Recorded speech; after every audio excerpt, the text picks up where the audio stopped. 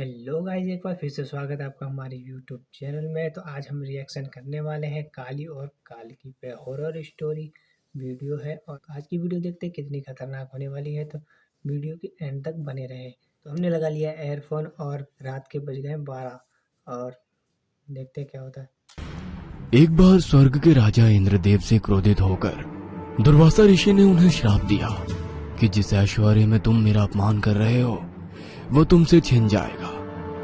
दुर्वासा ऋषि के श्राप के कारण देवता कमजोर होने लगे और उनके मान सम्मान और धन में हानि होने लगी।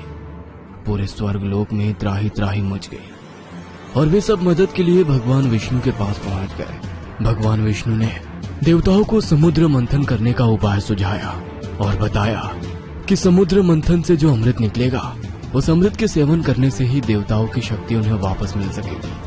देवताओं की शक्ति इतनी कमजोर हो चुकी थी कि वे अकेले ही विशाल समुद्र का मंथन करने में सक्षम नहीं थे। ऐसे में देवताओं ने राक्षस के राजा बलि से मदद मांगी। राजा बलि ने इस शर्त पर मदद करने के लिए सहमति दी कि समुद्र से निकलने वाला अमृत में आधा हिस्सा राक्षसों को भी दिया जाएगा। समुद्र मंथन शुरू हुआ और मंथन में अमृत से पहले भयानक तेज वाला विष निकला। उस विष का पान करना राक्षस या देवता किसी के भी बस का नहीं था। विष के तेज से ही देवता और असुर मूर्छित होने लगे थे। इसलिए उस विष को पीने के लिए भगवान शंकर प्रकट हुए और उन्होंने विष को अपने कंठ में धारण कर लिया। विष को ग्रहण करते समय विष की एक बूंद राक्षस कली के ऊपर भी गिर गई, जिसके कारण उसका शरीर समाप्त हो गया। इसके बाद मंथन फिर से शुरू हुआ, जिसके परिणाम स्वरूप समुद्र से अमृत निकला। उस अमृत के निकलते ही देवता और असुरों में छीना झपटी शुरू हो गई। उसी छीना झपटी में अमृत की कुछ बूंदें धरती पर गिरी, जिसमें से एक बूंद राक्षसी कली के ऊपर भी गिरी। अमृत के स्पर्श से उसका शरीर वापस जीवित हो गया, किंतु वह भौतिक रूप में नहीं आ सका। अमृत के बंटवारे के लिए भगवान विष्णु ने मोहिनी रूप लिया और सारा अमृत छल से देवताओं को पिला दिया। तब से लेकर आज तक कली पुरुष धरती पर विराजमान है। वो अभी भौतिक रूप में नहीं आया है, परंतु वो अपनी शक्तियों से इंसान पर काबू पा सकता है। जितना पाप और गलत कार्य धरती पर बढ़ेंगे, कली पुरुष को उतनी ही शक्ति प्राप्त होगी। जब पाप अपने चरम पर पहुंच जाएंगे, उस समय कली भौतिक रूप में आ जाएगा और इंसानों पर राज करेगा। पाप के चरम पर होने और धरती पर एक असुर के राज करने पर भगवान विष्णु के स्वरूप कल्की का धरती पर जन्म होगा। इस कहानी की लेखिका है सोनिया सैनी। अपने माथे पर आते पसीने को पोंछकर उसने पीछे मुड़कर देखा। स्ट्रीट लाइट की मध्यम सी रोशनी में उस पतली सी गली के दूसरे छोर तक उसे अपने पीछे कोई दिखाई नहीं दिया, किंतु अंधेरी रात में किसी के कदमों की आहट पिछले 5 मिनट से लगातार उसका पीछा कर रही थी। अनीता नाइट शिफ्ट खत्म करके अपने घर लौट रही थी। उसका घर मेन रोड से अंदर एक संकरी गली में पड़ता था, जहां तक कैब का पहुंच पाना संभव नहीं था। हर रोज की तरह उसने मेन रोड पर कैब रुकवाई और तेज कदमों से अपने घर की ओर बढ़ने लगी। रात के 2 बजे का समय था। हर तरफ गहरा सन्नाटा पसरा हुआ था। अचानक उसे अपने पीछे किसी के कदमों की आहट सुनाई दी।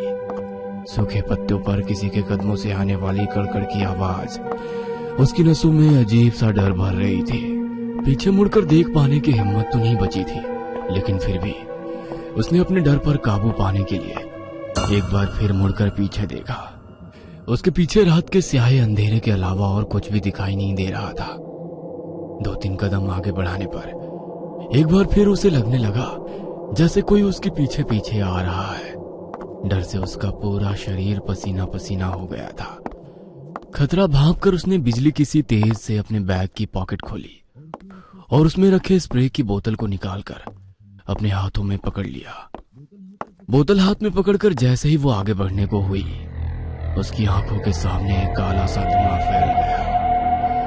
यह धुआं इतना घना था कि एक पल को उसे आगे बढ़ने का रास्ता भी समझ नहीं आया। अगले ही पल उस धुएं के पीछे से एक आदमी ने निकलकर एक भारी भरकम हथौड़ा उसके सर पर दे मारा। हथौड़े के उसके सर से लगते ही खून की एक धार सड़क पर बहने लगी। अनीता की आंखें इससे अधिक देखने के लिए खुली ना रह सकी और वो नीचे गिरकर बेहोश हो गई। उस व्यक्ति ने अनीता के सर पर एक के बाद एक दर्जनों प्रहार किए और निर्दयता से उसकी हत्या करने के बाद जोर जोर से हंसने लगा। अचानक ही एक धुएंनुमा आकृति उस व्यक्ति के शरीर से बाहर आई और धीरे धीरे एक विशाल दैत्य का रूप लेने लगी। 2 पल तक वह धुआं यूं ही दैत्य रूप में वहां खड़ा रहा और अगले ही पल वापस हवा में समा गया। अनीता को मारने वाला हत्यारा भी अपना खून से सना हथौड़ा संभालते हुए वहां से भाग निकला।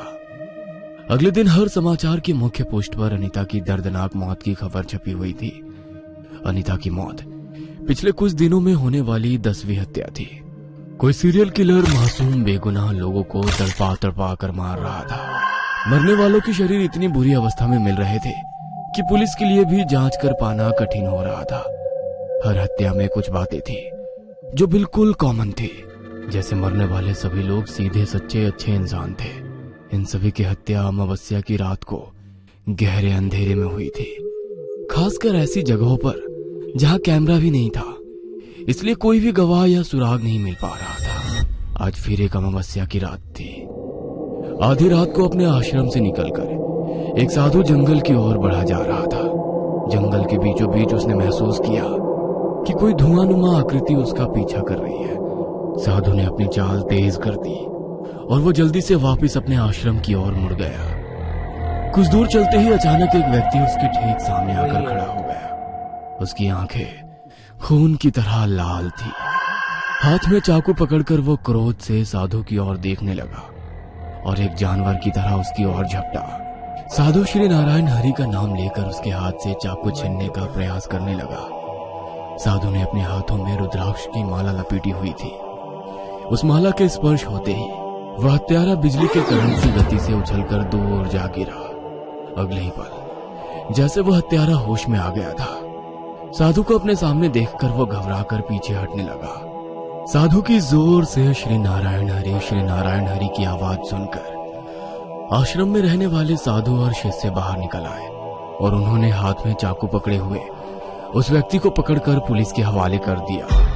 सच सच बताओ, आखिर तुमने क्यों इतने सारे लोगों की हत्या की? आखिर उन्होंने क्या बिगाड़ा था तुम्हारा? मैंने किसी को नहीं मारा साहब, मैं तो एक चोर हूँ। एक रात में चोरी करने के बाद शराब के नशे में धूत होकर अपने घर जा रहा था। अचानक ही मुझे ऐसा लगा कि किसी ने मुझे मेरे नाम से बुलाया है। पास जाकर देखा तो वहाँ एक काली सी परछाई दिखाई दे रही थी। उस दिन के बाद मेरे साथ क्या हुआ, मैंने क्या किया, मुझे कुछ नहीं पता साहब। पुलिस को कहानियाँ सुनाता है, हम तुझे बेवकूफ नजर आते हैं? हाँ, तूने 1-2 नहीं पूरे 10 लोगों की इतनी निर्मम तरीके से हत्या की है कि कोई मान ही नहीं सकता ये इंसान का काम है। भोलेपन का नाटक बंद कर, तू तो इंसान कहलाने के लायक भी नहीं है। मैं बस चोर हूँ साहब, मेरी बात का यकीन करो। हत्यारा चीख चीख कर अपनी बेगुनाही की असंभव सी कहानी सुना रहा था, जिसे मानने के लिए कोई भी तैयार नहीं था। हत्यारा मुकेश अभी पुलिस हिरासत में ही था कि पुलिस के पास एक और जुर्म होने की खबर आती है। इस बार हत्यारे ने हाईवे पर गाड़ी रुकवाकर उसमें बैठे 5 लोगों की बेदर्दी से हत्या की थी। अगर ये किलर यहाँ है तो ये मर्डर किसने किया? बिल्कुल वही तरीका, अमावस्या की रात को हैवानों की तरह हत्या करना। आखिर क्या पहेली है ये सब? कहीं ये किसी गैंग का काम तो नहीं? इंस्पेक्टर दयाशंकर मन ही मन उधेड़ बुन में लगा हुआ था। मुकेश के ठिकाने से पिछली हत्याओं में उपयोग किए गए हथियार बरामद हो गए थे, जिससे उसका अपराध साबित हो रहा था। साथ ही साथ अब तो हर दूसरे तीसरे दिन शहर में हत्या, चोरी, डकैती, बलात्कार जैसे अपराध ऐसे बढ़ते जा रहे थे कि लग रहा था शहर के चप्पे चप्पे में अपराधी ही घूम रहे हैं। स्थिति पुलिस के नियंत्रण से बाहर हो गई थी। रात का समय था। अपने विचित्र केसों के बारे में सोचते सोचते दयाशंकर को नींद आ गई थी। अचानक ही उसे नींद में एक आदमी कुल्हाड़ी से छोटे बच्चे पर हमला करता नजर आया। हमलावर कोई सामान्य व्यक्ति नहीं लग रहा था। उसके सफेद चेहरे पर फैली मनहूसियत को देखकर लगता था वो कोई इंसान ना होकर नरभक्षी हो। दयाशंकर ने देखा मर्डर साइट से सिटी हॉस्पिटल की बिल्डिंग दिखाई दे रही थी। अचानक ही चौंक कर उसकी नींद टूट गई। उसे एक अजीब सी बेचैनी महसूस हो रही थी। अब वो एक पल के लिए भी बिस्तर पर लेट नहीं पा रहा था। उसने उसी पल अपनी गाड़ी निकाली और सिटी हॉस्पिटल की ओर दौड़ा ली। अस्पताल से कुछ ही दूरी पर एक आदमी हाथ में कुल्हाड़ी लिए धीमे कदमों से चला जा रहा था। उसकी कुल्हाड़ी पर खून लगा हुआ था, जिससे टप टप कर खून टपक रहा था। दयाशंकर ने हड़बड़ाकर गाड़ी उस आदमी के सामने रोक दी, उसे गिरफ्तार करके गाड़ी में बिठाया और पास के घर में खुले दरवाजे से डरते हुए भीतर घुस गया। सामने का नजारा देखकर उसकी आंखों में आंसू आ गए थे। उसका सपना हूबहू सच होकर उसके सामने था। ये कैसी पहेली थी? क्या सपने में देखी हुई बातें सत्य हो सकती है? एक के बाद एक ऐसे ही दयाशंकर को विजन्स दिखाई देते और मौका वारदात पर जाने पर सब कुछ सत्य होकर उसके सामने आ जाते। दयाशंकर के हाथों जो भी अपराधी पकड़ा जाता, एक ही कहानी सुनाता कि उसने कोई अपराध नहीं किया। उसे हत्या से पहले एक काली भयानक परछाई दिखाई दी और उसके बाद उसे कुछ भी नहीं पता कि उसने क्या किया। दयाशंकर जानता था कोर्ट में इस तरह की बात करना बेवकूफी होगी। कानून इस तरह काला साया दिखने की बात को कभी स्वीकार नहीं कर सकता। दूसरा पार्ट है। तो भाई आज की स्टोरी कैसी लगी कमेंट में जरूर बता देना, और हमारे साथ ऐसे ही रिएक्शन वीडियो देखने के लिए हमारे चैनल को सब्सक्राइब कर दो। मिलते हैं अगले ऐसे ही नए हॉरर स्टोरीज को लेकर, तब तक के लिए बाय बाय।